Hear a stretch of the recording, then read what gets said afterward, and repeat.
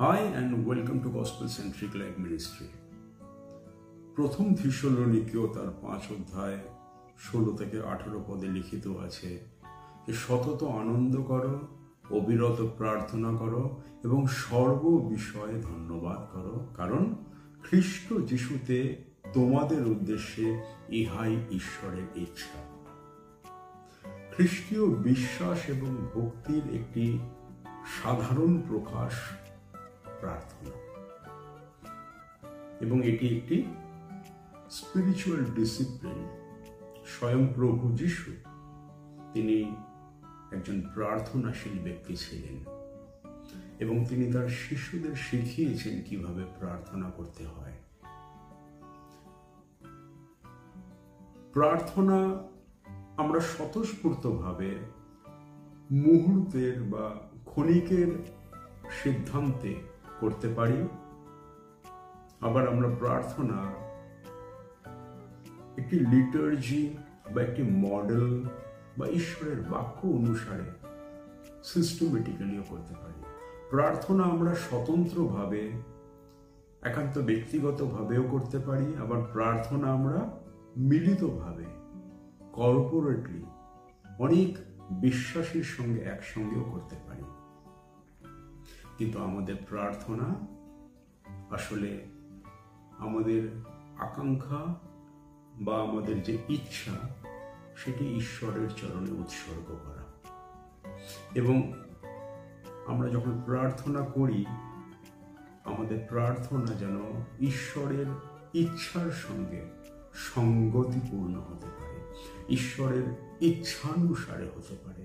কারণ ঈশ্বর প্রার্থনার উত্তর দেন তার ডিক্রিটিভ উইল অনুসারে। তার ডিক্রিটিভ উইল অর্থাৎ ঈশ্বর যখন আদি পুস্তক তার 1 অধ্যায় সৃষ্টিকালে বাক্যবাদী ঈশ্বর তার মুখ নির্গত কথা বা বাক্যের মধ্য দিয়ে বলেছিলেন যে জ্যোতি হোক বা আলো হোক, এবং আলো বা দীপ্তি জ্যোতি প্রকাশিত হয়েছে। সেটি ছিল তার ডিক্রিটিভ উইল বা তার সার্বভৌম ইচ্ছা বা তার কার্যকরী নির্দেশনামূলক ইচ্ছা। আমরাও যখন প্রার্থনা করি আমাদের নিরাময় বা আরোগ্যতার জন্য, কোনো কাজ বা চাকরির জন্য,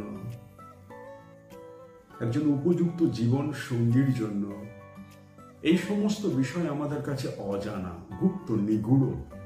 আমরা জানি না যে এই বিষয়গুলো নিয়ে আমরা কি উত্তর পাবো বা কি আমাদের জন্য অপেক্ষা করে আছে, কিন্তু ঈশ্বর তিনি জানেন, তিনি অবগত আছেন, এবং তিনি তার ইচ্ছা অনুসারে যা আমাদের কাছে অজানা, কিন্তু তিনি তার ইচ্ছা অনুসারে যা ডিক্রি, যে সার্বভৌম কার্যকরী নির্দেশনামূলক ইচ্ছা প্রকাশ করেন আমাদের জীবনের জন্য, সেই অনুসারেই আমরা প্রার্থনার উত্তর পাই। এবং আমরা জানি ঈশ্বরের ইচ্ছা মঙ্গলের, আমাদের হিত সংকল্পের জন্য। তাই নিয়মিত ধারাবাহিকভাবে একটি প্রার্থনার অভ্যাস বা অনুশীলন গড়ে তোলা আমাদের খ্রিস্টীয় জীবনে আরো পরিণত, পরিপক্ক বা ঈশ্বরের সাথে সম্পর্কে আরো গভীর অন্তরঙ্গভাবে চলতে, গমনাগমন করতে সাহায্য করে। কারণ প্রার্থনার মূল উদ্দেশ্য আমাদের প্রয়োজন মেটানো নয়, কিন্তু প্রার্থনার মূল উদ্দেশ্য তার সাথে যেন আমাদের সম্পর্ক আরো গভীর, আরো নিবিড়, আরো অন্তরঙ্গ হতে পারে। ঈশ্বরের সাথে একটি সুস্থ, সবল, শক্তিশালী সম্পর্ক গড়ে তোলাই প্রার্থনার মূল উদ্দেশ্য। প্রার্থনা সম্পর্কমূলক, সহভাগিতামূলক, এটি প্রয়োজন ভিত্তিক একটি বিষয় নয়।